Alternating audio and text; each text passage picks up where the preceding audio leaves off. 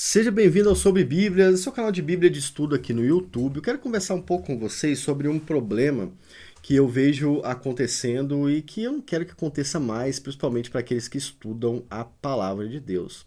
Beleza? É um vídeo um pouco diferente do padrão. Eu vou falar com vocês sobre os fariseus. É isso, os fariseus.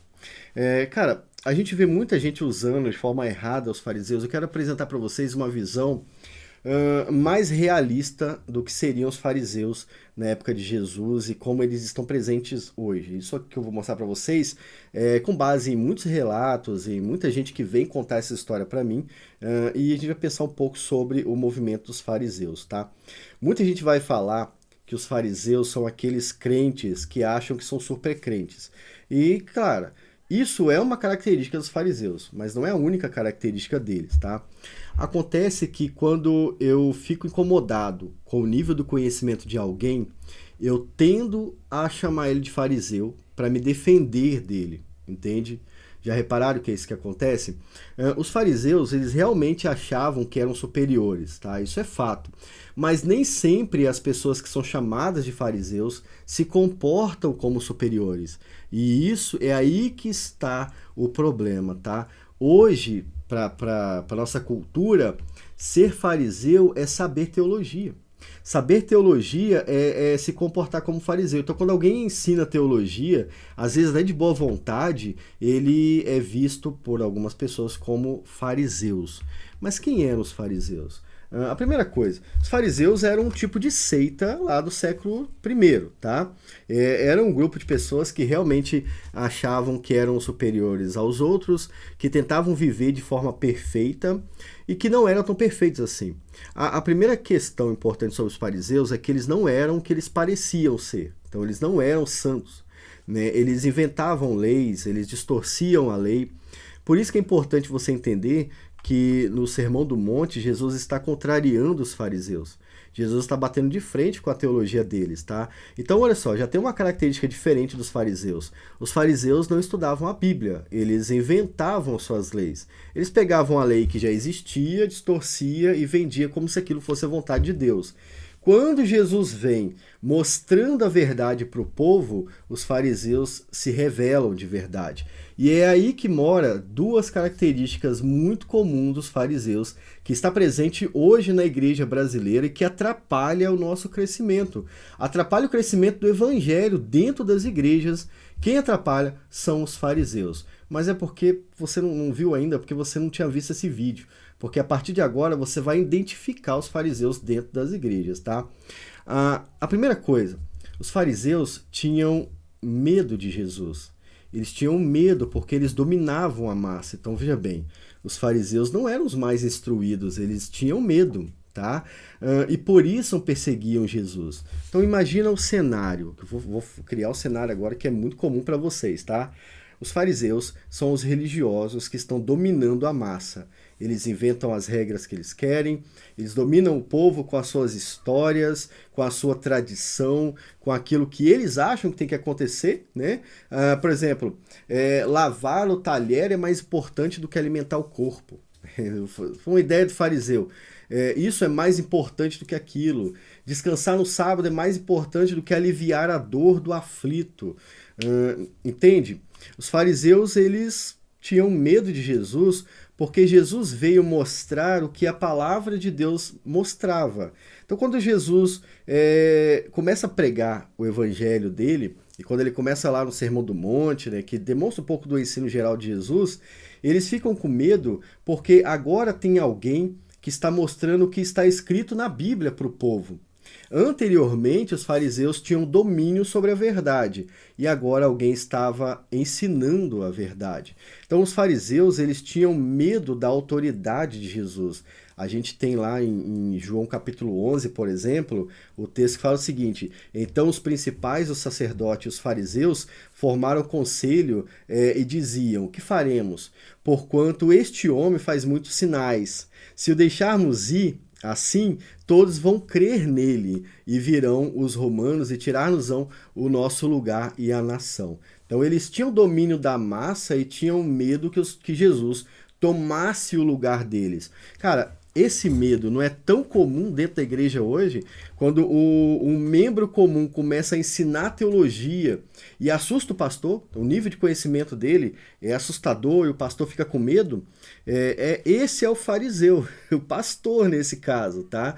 Aquele que tem medo. E o mais interessante é que o pastor detém um poder tão grande que às vezes ele faz os crentes achar que aquele irmãozinho é o fariseu.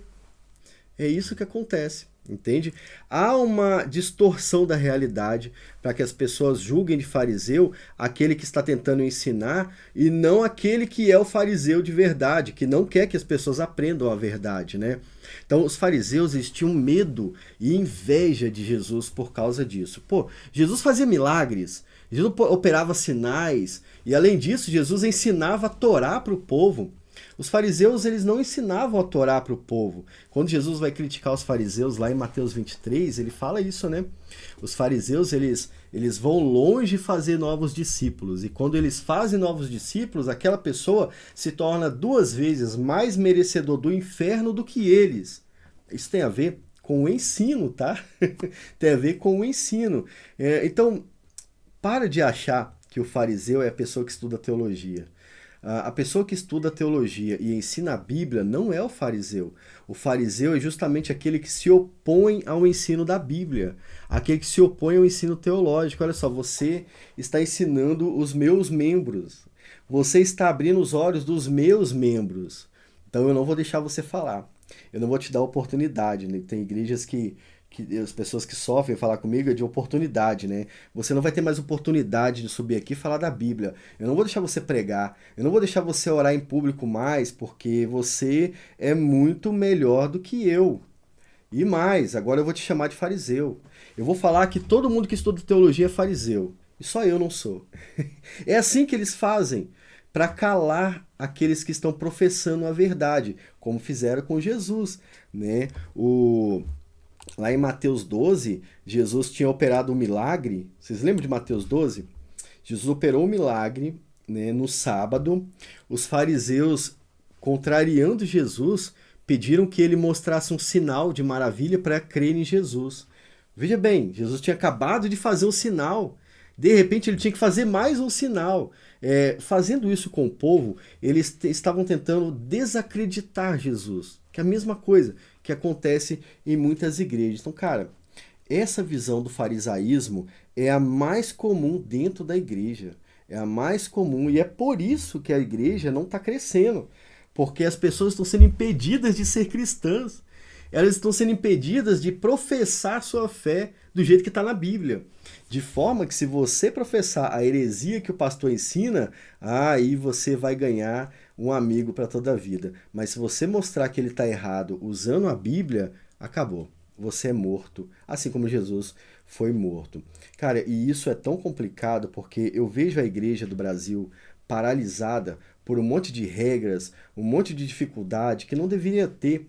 As pessoas deveriam estudar abertamente a Bíblia, elas deveriam ensinar publicamente a Bíblia, mas elas são desestimuladas a fazer isso. De certa forma, uma coisa que os desigrejados falam tem realmente razão.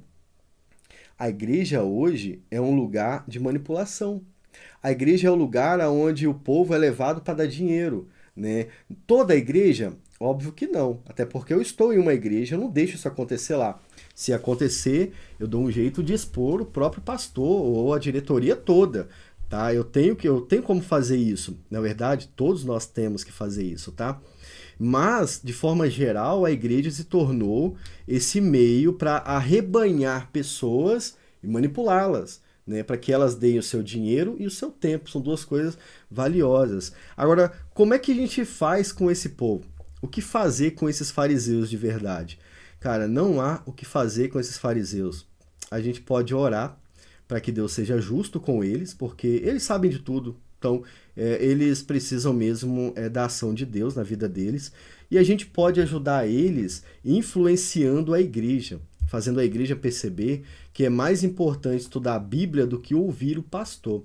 Em algumas igrejas é mais importante que os membros não escutem o pastor e escutem a Bíblia, infelizmente.